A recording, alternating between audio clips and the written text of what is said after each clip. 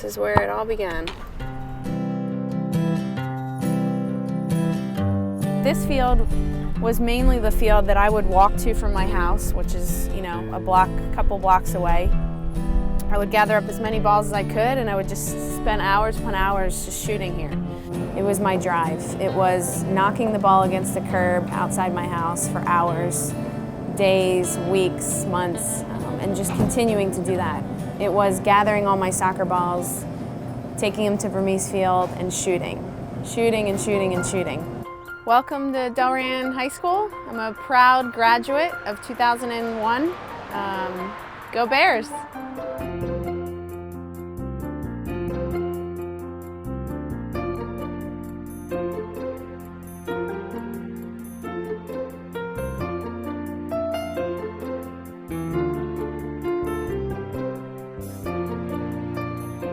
This was the gym that I played 3 years of high school basketball.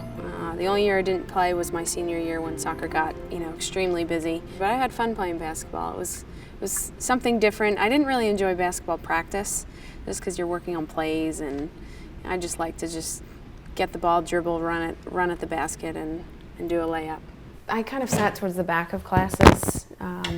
As I do now in our team bus, I'm in the back of the bus. So I kind of just like to sit back. I never sat in the front of the classroom, but I always kind of sat more towards the back. Excuse me, Miss Sharkey.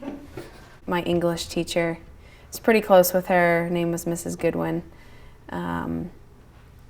We got really kind of funny, me and another student, and threw a nerd at her. She laughed a little bit, but then got, kind of angry. But I was kind of, class clownish, made people laugh. All the upperclassmen, told people that there was a pool up on the 3rd floor. So I believed that for a good amount of time. Well, no, there's no pool, and there's no 3rd floor. So I think that was the thing to say to people when they first coming into the school. But for a while, I thought there was a pool. So now we're going to go to Peter Vermees Field, and then right across the street is Don Deutsch as well. These were the 2 soccer fields that I played at. Peter Vermees Field, who was also an Olympian, and ironically, we both went to Delran High School. We both went to Rutgers University. We've both been in Olympics and World Cup as well. So it's a very small town in Delran.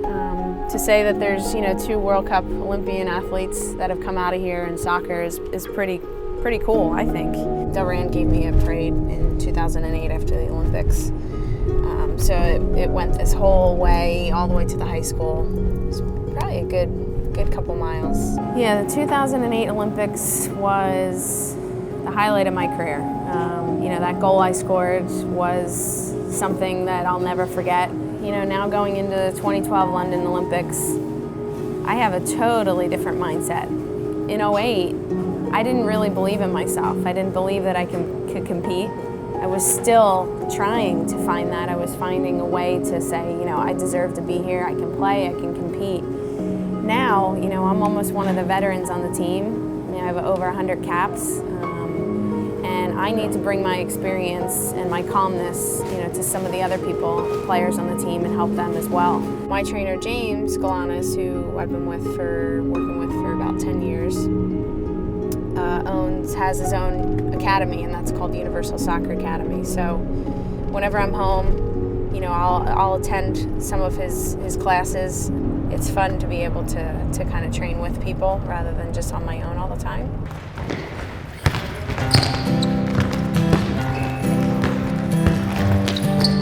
When I first met Carli, she was just a young kid in college, unaware of her true potential, kind of a thing.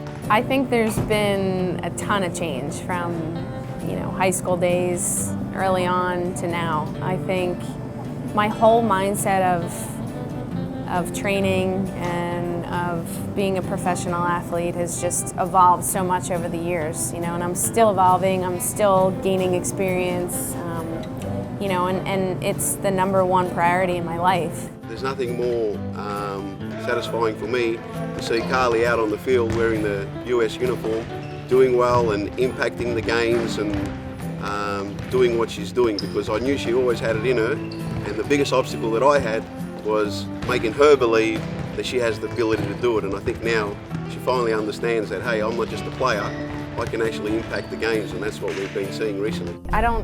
Never really would have thought that, you know, I would get to this point of playing professional soccer and doing something that I love, and something that I call my job. I mean, who can say that, you know, that's what they do for a living? It's one of the best jobs in the world, and, you know, I'm truly grateful. Never want to take anything for granted, and this is where it began.